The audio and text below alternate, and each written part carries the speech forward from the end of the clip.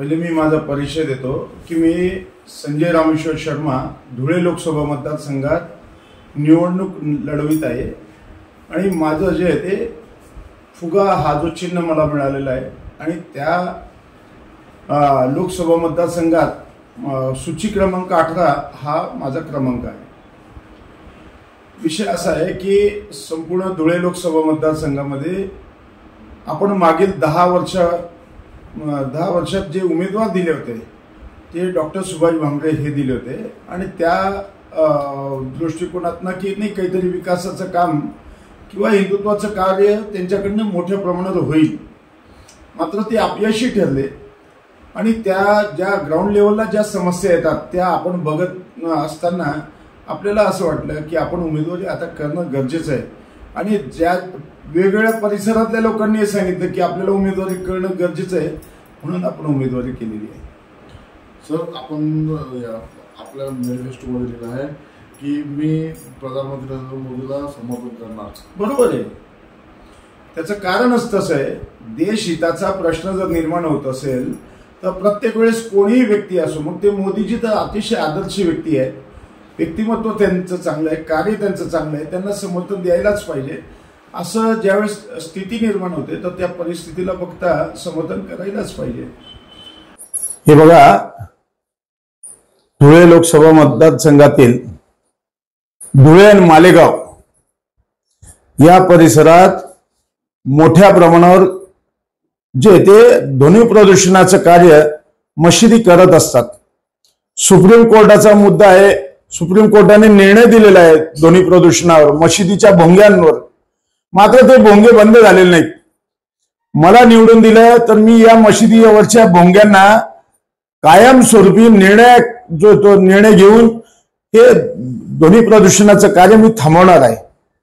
आणि गोंगाट एवढा असतो की सकाळी 4:45 वाजेपासून आणि रमजान मध्ये 4:30 सव्वा 4:30च्या दरम्यान पासून सायरन पासून सगळं वाजणं सुरू होतं आणि धुळे तर धुळे मालेगावकरांना सुद्धा याचा फार मोठा त्रास होतो। आणि ही कोणती धार्मिक भावना आहे, धार्मिक विषय आहे की धार्मिक विषयाला घेऊन तुम्ही 12 मशिदीचे भोंगे एकाच दिशेला नाही तर सगळीकडे वाजत असतात। तुमचा जो परिसर आहे, मुस्लिमांनी मुस्लिमांच्या परिसरात जर भोंगे लावलेत आणि मर्यादित आवाज ठेवलं तर ते पोचू शकतं, मात्र ते अमर्यादित जिहादी वृत्तीच्या दृष्टिकोनातनं हे काम सुरू आहे आणि हा जिहादच आहे। हा ध्वनी जिहाद म्हणा किंवा ते दहशत माजवण्याचा प्रकार येतो यांच्या मार्फत केला जात आहे, हे कुठेतरी थांबायला पाहिजे।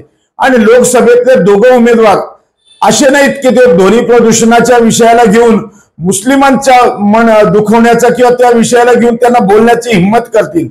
माझ्यासारखा माणूस आहे तो संवादाने पहिले प्रयत्न करेल आणि नाही झालं तर कायदा आहेच आपल्याकडे। जे आपल्या कायद्याचे निर्माते आहेत म्हणजे ज्यांना आम्ही आदर्श मानतो ते बाबासाहेब आंबेडकरांच्या संविधानाची पायमल्ली प्रत्येक क्षणाला करत असतात, ती पायमल्ली कुठेतरी थांबायला पाहिजे।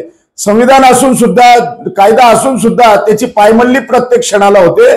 तेच कार्य धुळे आणि तेच कार्य जे ते मालेगाव परिसरात सुरू आहे आणि याच्याच करता माझी विनंती आहे की तुम्ही मला मतदान करा। या मशिदीवरचे भोंगे कायमस्वरूपी बंद करण्याच्या दृष्टिकोनातून मी पाऊल उचलायला भाग पडेल एवढी हिंमत माझ्यात आहे आणि ते करण्याचं जे ते दानत आहे माझ्याकडे स्पष्ट।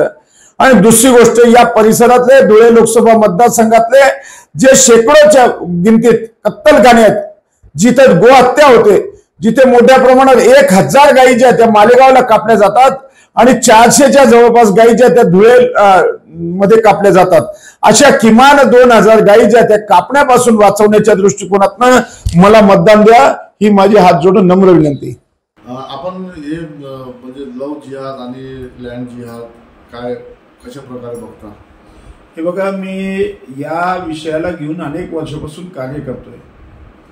परिसरात 2 MIMचे जे ते आमदार निवडून आले, त्याचं कारण काय, त्या प्रकारची जी जिहादी वृत्ती आहे ती इथं वाढलेली आहे, ती फोफावलेली आहे। म्हणून लव्ह जिहादचा प्रश्न मोठा आहे आणि धर्मांतरणाचा प्रश्न मोठा आहे आणि या 2 गोष्टीला बघता त्याच्यावर काम करायला पाहिजे। म्हणून ते त्याच्या मॅनिफेस्टोमध्येच लिहिलेलं आहे की लव्ह जिहाद आणि धर्मांतरण या विषयावर आपण प्रथम प्राधान्याने काम करू।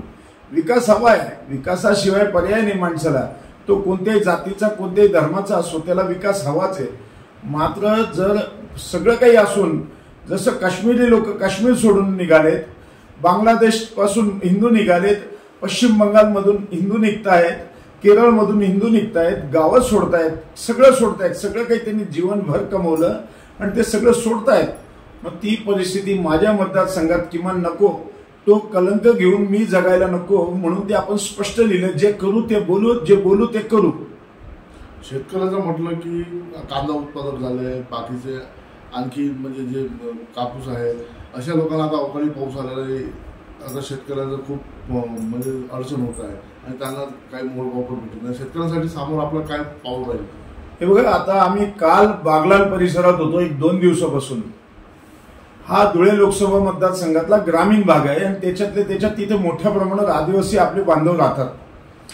त्या परिसरातली परिस्थिती अशी आहे की जवळपास 200 गावांना रस्तेच नाही आहेत आणि त्या शेतकऱ्याला मूलभूत सुविधा ज्या आहेत त्या किमान पाणी, रस्ता ह्या किमान हव्या असतात आणि ते सुद्धा नसलं तर मोठ्या समस्या निर्माण होतात.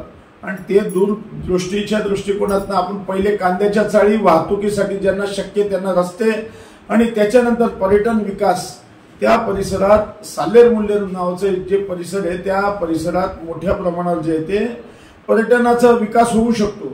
आणि ते जर झालं, जिथे भगवान परशुरामाने साल्हेरच्या किल्ल्यावरनं अस्त्र चालवलं आणि त्या अस्त्राच्या बळावर ते कोकण जो आहे तो निर्माण झाला, अशी तिथं एक कथा वाचली जाते, बोलल्या जाते. तर तो जो किल्ला आहे तो धुळे लोकसभा मतदारसंघात आहे. त्या किल्ल्याचा विकास जर झालं तर शेतकऱ्यांना होईल, परिसरातल्या नागरिकांना होईल आणि त्या परिसरातले त्या शेतकऱ्यांच्या रस्त्याचा जर विकास झाला तर शेती माल विकास, वाहतुकीला उत्तम होईल. तिथं बेरोजगारीचे प्रश्न म्हटलं की तुम्ही आपल्याला दिला की सटाणामध्ये MIDC आणणार, ते आता आजपर्यंत जे म्हणजे औद्योगिक क्षेत्र झालं काही तर आजपर्यंत सटाणामध्ये राहिलेलं नाही, त्याच्यावर आपलं काय? हे बघा, कसं असतं की दोहन आणि शोषण या 2 प्रकारच्या वृत्ती ज्या आहेत ते कायम काम करत असतात. माझा दृष्टिकोन असा होता की दोहन व्हायला पाहिजे. सटाणा भाग जो आहे तो कायम मतदान देतो, मात्र मतदान दिलं म्हणजे आपलं झालं का? नको. हा नालायकपणा आपण करायचा नाही. दोहन आणि शोषण याच्यातलं अंतर आपल्यात आणि इतर उमेदवारांमध्ये दिसायलाच पाहिजे. म्हणून आपण ठरवलं की नाही, त्या परिसरात जर MIDC आली, उद्योजक चांगले निर्माण झाले तिथले, तर फार मोठा विकास होऊ शकतो. भाजपा आणि काँग्रेस वेगवेगळे म्हणजे जनतेला प्रलोभन देत आहे का आम्ही असं करू, आपलं जनतेला काय एक संदेश राहील ना, त्यांच्यासाठी आपलं काय एक मत राहील? हे बघा, भाजपा आणि काँग्रेस काय करताय त्याच्यावर लक्ष घालण्यापेक्षा आपण असं ठरवलं की आपण काय करतोय त्याला जास्त महत्व दिलं पाहिजे. त्यांना पैशाच्या पलीकडे आणि मतदानाच्या पलीकडे काहीच स्वप्न नाही. आपण जिथं जातोय तिथं प्रचाराला हात जोडून सांगतोय की तुम्ही मला मत द्या किंवा नका द्या. मी राजकारणातला माणूस नाही, मी राजकीय व्यक्ती नाही, मात्र आज मी राजकारणात आलोय. तुम्हाला शब्द देतो की तुम्ही मला मत नाही दिले तरी तुम्ही आयुष्यभर तुम्ही कधीही मला फोन केला आणि सांगितलं की माझं अमुक अमुक काम अडलंय, अमुक अमुक संकट माझ्यावर आलंय, तर त्या क्षणी मी 24 तास 7 दिवस काम करणारा माणूस आहे, आंदोलनात निर्माण झालेला व्यक्ती आहे. तर तुम्ही मला कधी अधिकाराने हाक द्या, मी तुमच्या मदतीला असेल. जनतेला एक आपला काय संदेश राहील? जनतेला माझा असा संदेश आहे की मी हात जोडून सांगतो, यावेळेस परिवर्तन करणं गरजेचं आहे. आणि जर काँग्रेसला मत दिलं तर ते वाया जाईल. वाया असं जाईल की निवडून समजा काँग्रेस आलं तर त्याच्यातलं नुकसान असं होईल की या परिसरातला परत विकास जो आहे तो कुंठेल. आणि BJP आलं तर विकास, त्या दोघा व्यक्तींचे वय जे ते 75च्या जवळपास आहेत. भामरेंचं वय 75 आहे. आज त्यांना सुद्धा जे अनेक गोष्टीच्या अडचणी आहेत याच्यावर बारकाईने विचार करा. मी 12 महिने 24 तास उपलब्ध असणारा माणूस आहे. कोणत्याही ठिकाणी सांगितलं तर अनवाणी पायाने फिरतो मी. आणि त्या दृष्टिकोनातनं मला माझी जी कळकळ आहे ती एकच आहे की माझ्या नागरिकांचं, माझ्या लोकसभा मतदारसंघातलं असा विकास व्हायला पाहिजे की जे जागतिक स्तरावरचा असायला पाहिजे. जे विकास करायचं ते मूलभूत सुविधा ज्या आहेत त्या सगळ्या काही मिळवून द्यायच्या आहेत, पण त्या जागतिक स्तरावरच्या द्यायच्या आहेत. आज आला, रस्ता बनवला, उद्या तुटून गेला, फुटून गेला, खराब झाला, खड्डे पडलेत. हा नालायकपणा मला करायचा नाही. म्हणून तुम्ही मला निवडून द्या. आणि माझ्याकडे काही भगवंताच्या कृपेने पैशाची कमी नाही, जे काही आहे ते माझ्याकडे भरपूर आहे. आणि माझ्या पुढच्या पिढीला म्हणजे माझ्या मुलाबाळांना मी जनतेचं रक्त पिऊन, शोषण करून मला त्यांना ते द्यायचं नाही. माझे सरळ सरळ जीवनाचे मूल्य जे ते ठरलेले आहेत, म्हणून मला मतदान करा.